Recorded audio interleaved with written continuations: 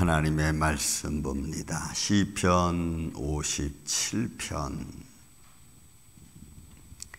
우리 1절부터 5절에 있는 말씀까지 말씀을 교독하겠습니다. 시편 57편 1절에서 5절. 하나님이여 내게 은혜를 베푸소서, 내게 은혜를 베푸소서. 내 영혼이 주께로 피하되 주의 날개 그늘 아래에서 이 재앙들이 지나가기까지 피하리이다.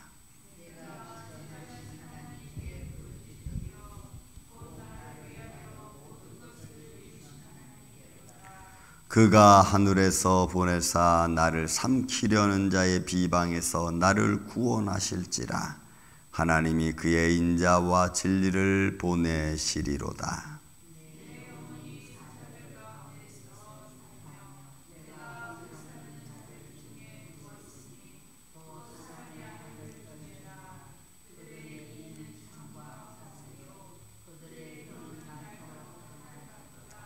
하나님이여 주는 하늘 위에 높이 들리시며 주의 영광이 온 세계 위에 높아지기를 원하나이다. 아멘. 자, 시편 57편 역시 이것도 다윗의 시로 되어져 있죠. 이 알다스헤지라고 하는 인도자를 따라 알다셋, 이 알다셋이라는 단어의 의미는 멸하지 말라, 멸망시키지 말라라고 하는 겁니다. 그런 의미를 가지고 있는, 그러니까 다윗이 시를 찬양을 하면서 어떤 의미냐면 하나님의 은혜와 하나님의 진리와 손길로 멸하지 말라라고 하는 의도를 가지고 지은 시입니다. 그리고 이 시는 다윗이 사울을 피하던 때, 그리고 피해서 굴에 숨어 있을 때 하나님께 감사의 시를 드렸던 그런 의미입니다. 이 멸하지 말라는 의미가 다윗이 사울을 치러 이제 갈 때 그 종들에게 옆에 있는 물병 가져와라. 때로는 뭐 굴에 숨었을 때 옷자락만 살짝 뺄 때 다윗은 다윗의 종들이 내가 죽이리까 하더니 죽이지 말라, 멸하지 말라, 이런 의미죠. 그러니까 하나님의 의가 있고 하나님의 진리를 바라보는 가운데서 믿음의 사람들이 딱 결단하는 거예요. 그러니까 이런 의미를 보면은 믿음의 사람들의 말 한마디 한마디가 얼마나 또 중요한지, 때로는 반대로 시험하는 자의 말 한마디 한마디가 얼마나 파문을 일으키는지도 우리는 알 수 있는 거예요.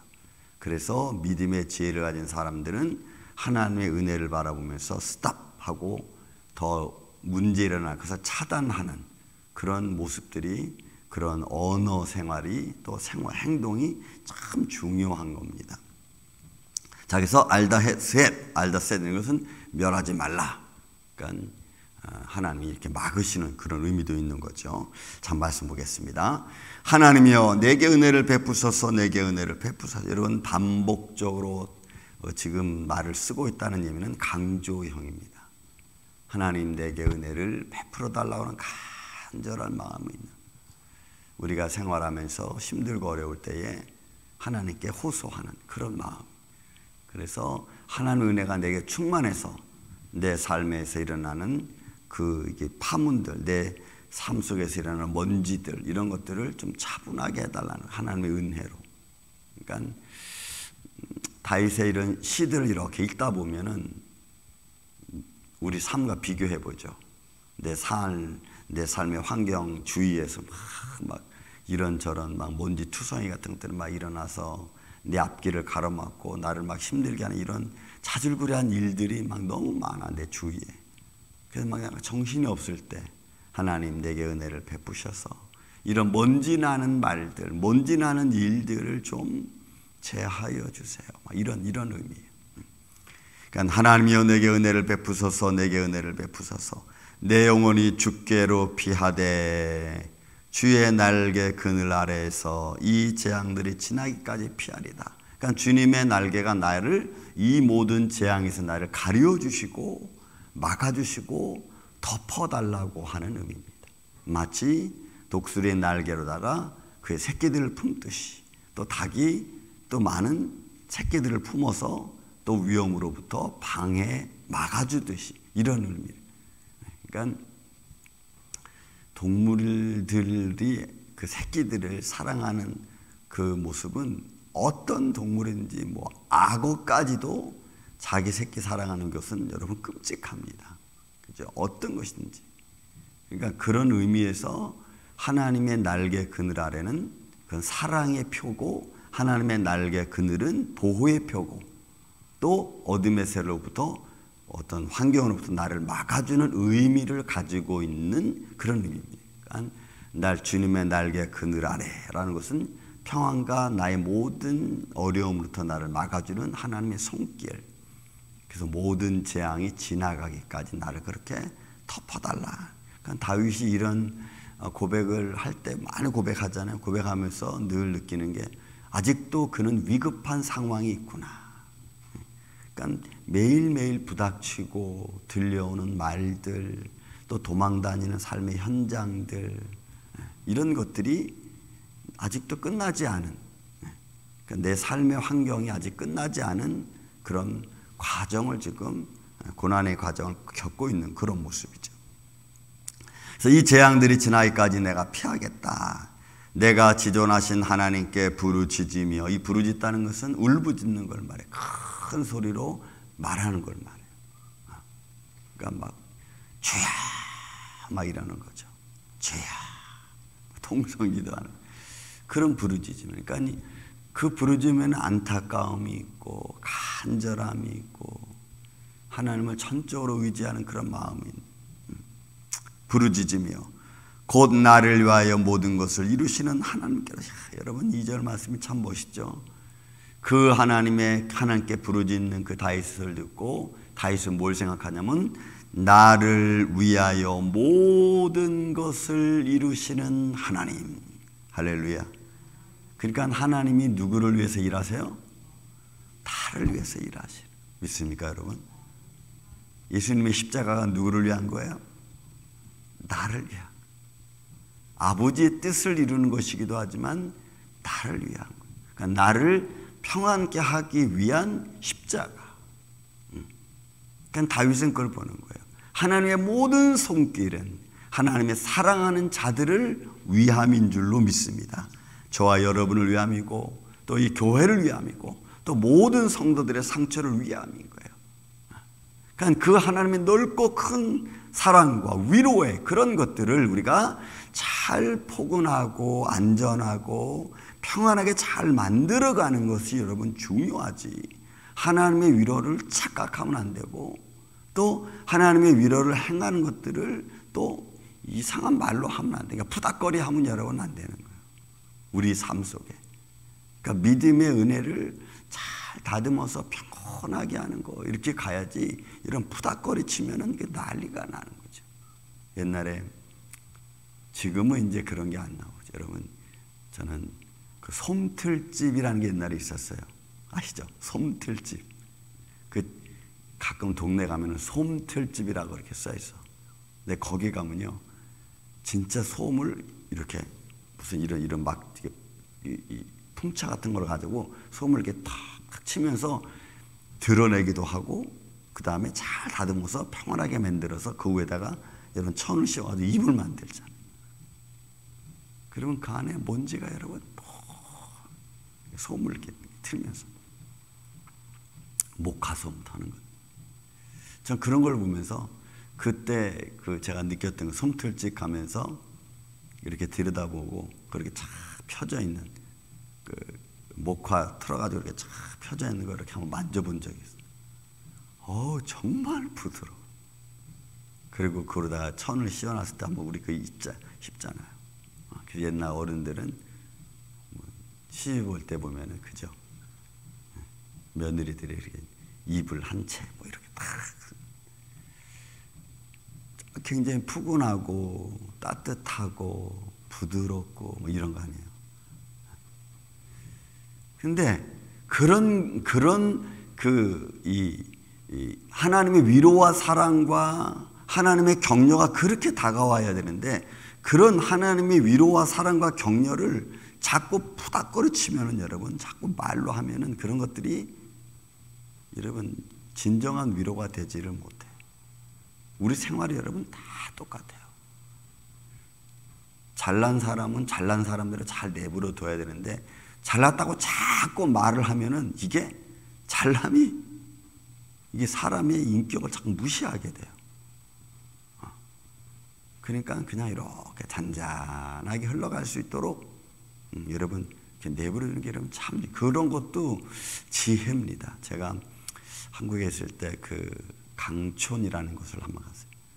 그 남이섬 쪽으로 가기 전에 강촌이라는 곳이 있는데 그 강촌 옆에 보면은 사람이 이렇게 거닐 수 있는 이렇게 길을 만들어 놨습니다. 제가 강촌에 가서 그걸 이렇게 강물을 보는데 강물이 깊이는 얼마나 되는지 모르겠어. 근데 제가 우선 느낀 게 뭐냐면 강물이 무지 빨리 흐르는 거예요. 급류가 심하다는 얘기는 밑에 바닥에 그렇게 고르지 않다는 의미도 있어요. 그러니까 급류가 막 이렇게 빨리 흐른다는 거죠. 그런데 소리가 하나도 안 나.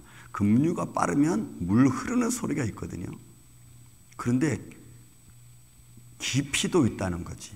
물소리가 나지 않고 빨리 흐른다는 얘기는 깊이도 있다는 거예요. 그래서 그걸 이렇게 보면서 저 급류가 저렇게 빨리 흘러가는데도 불구하고 소리 없이 저렇게 빨리 간다는 얘기는 물살이 세지만 깊이가 있다는 것이 딱 느껴지더라고요. 여러분 우리 인생은 그런 게 있어야 돼요.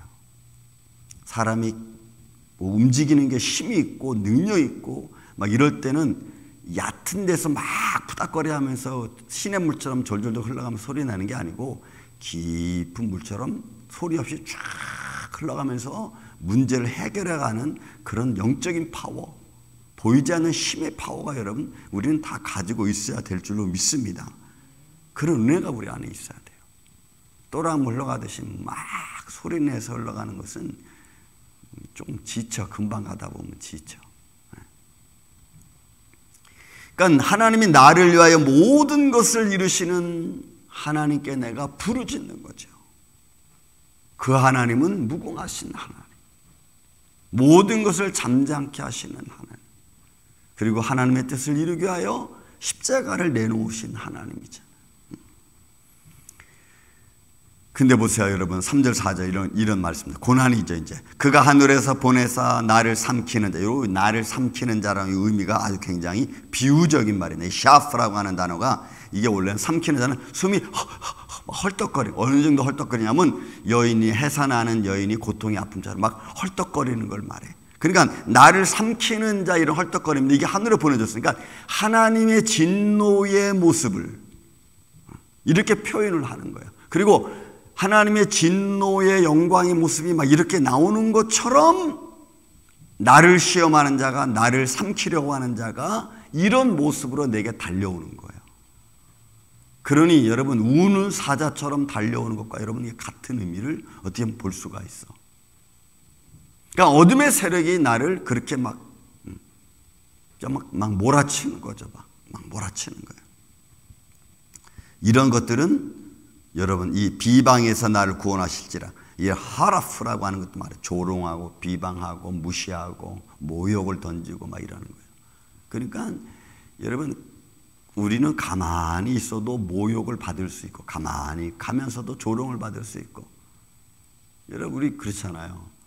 예를 들어서 이렇게 노숙자 옆에 지나가면 그냥 노숙자 지나가는 것을 참 힘들다, 참 어렵겠다 이렇게 생각하면 되는데 어이구 왜 저렇게 살아 인생을 이러는 거 똑같아. 그 사람과 나하고 무슨 상관이 있어? 그럼 그냥 가만히 참 불쌍하다. 비 오는 날 추운 날 어떻게 살까? 뭐 이렇게 위로해 주면 될 것 같다가 아이고 저러다가 아이고 저런 인생은 빨리 없어지는 게 좋아 뭐 시사 뭐 이런 말들을 막 하는 거예요. 그러니까 여러분 이게 우리가 좋은 말들을 하고 하나님의 은혜를 끼치는 게 여러분 참 아름다운 거예요. 지금 여기서 보면은 나를 삼키는 자가 나를 향해서 그런 말들을 막 해야 되는 거예요. 그러니 여러분 다윗이 뭘 잘못했어? 다윗이 사울에게 뭘 잘못했어? 생명 걸고 전쟁에 나가서 싸워서 이기고 그리고 다윗이 나가서 이긴 승리감을 사울에게 줘서 사울의 자리를 높여줬는데 시기하는 마음 하나 딱 그거죠. 백성들이 말하는 것도 자기가 한 것도 아니야. 백성들이 사울은 천천히고 다윗이 죽인 사람 만만이라는 그 말 하나가 마음에 딱 걸려가지고 의심하게 되고 그 하나 때문에 다윗을 그냥 10년 동안 잡아 죽이려고 쫓아다녀. 그런 비방하는 말들에서 나를 구원하실지라. 하나님이 그의 인자와 진리를 보내시려다. 그 하나님의 그 인자하심을 통해서 나를 이제 그런 나를 삼키려는 자의 비방에서 나를 구원해달라. 그 나를 삼키는 자 어떤 모습이라고요? 막 해산하는 여인의 헐떡인 같이 나에게 이렇게 막 찾아오는 거예요. 그러니 그 위협은, 그 공포는, 그 어떤 억압은 엄청난 거죠. 그러니까 다윗은 엄청난 스트레스를 받으면서 도망 다니고 피해 다니고, 그러면서도 뭘 생각해? 그 스트레스 받는 속에서도 하나님의 기름 부은 자라고 하는 것 때문에 타치하지 않아. 그러니까 영적인 것과 육적인 것은 고통을 다 당하면서도 하나님의 의를 바라보며 다윗은 참는 거예요. 기다리는 거예요. 자, 그들의 조롱하는 말은 4절에 나와 있습니다. 그 조롱하는 말 한번 봅시다.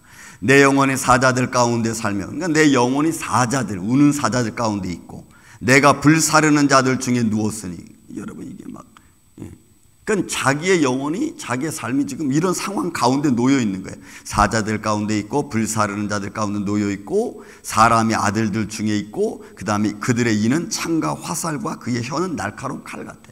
그러니까 모든 비방과 모욕과 멸시와 천대가 다 있는 거예요. 자기 앞에. 내가 그런 사람들 가운데 있다고 하는 거예요. 그리고 온통 내 주위는 다 뭐예요? 나를 비방하는 자들밖에 없는 거예요. 그런 여러분, 그 속에서 다윗은 어디를 바라봅니까? 사람을 바라보지 아니하고 하나님을 바라봅니다. 사랑하는 이 아침의 성도들은 우리가 이런 믿음으로 서야 될 줄로 믿습니다. 그래서 위를 바라보고 하나님만 바라보고 나가요. 사람들이 뭐라고 하든지 하나님 바라보고 나가요. 그래서 우리 임마누엘 교회가 이래서 영을 살리고 육을 살리고 상처받은 자 위로받고 위로해주고 잘 섬겨줘서 같이 함께 더불어 살아가는, 더불어 하나님께 영광과 찬양을 돌리는 우리 임마누엘 교회 되기를 예수님의 이름으로 축원을 드립니다. 사랑과 은혜가 많으신 아버지 하나님 감사합니다. 오늘도 우리가 믿음 안에서 바라보기를 원합니다. 내 주위를 둘러싸고 있는 수만 가지 이 비방의 조롱의 모습들, 주여 오늘도 다 예수 이름으로 물리쳐 주옵시고 하나님의 거룩한 영광으로 충만하게 하여 주시옵소서. 여호와 하나님께서 나를 위하여, 오늘 본문에 있는 말씀처럼 나를 위하여 모든 것을 이루시는 하나님이라고 다윗이 고백했던 것처럼, 주님 오늘도 주님의 몸된 교회를 위해서, 하나님의 몸된 주님 십자가의 피로 사신 주의 성도들을 위해서 일하시는 하나님의 손길 안에 평안을 누릴 수 있는 우리 임마누엘 장로교회 이 아침에 예배자들 되게 하여 주옵소서. 주님만이 홀로 영광 받으시옵기를 원하옵고 사랑이 많으신 예수님의 이름으로 기도하옵나이다. 아멘. 하늘에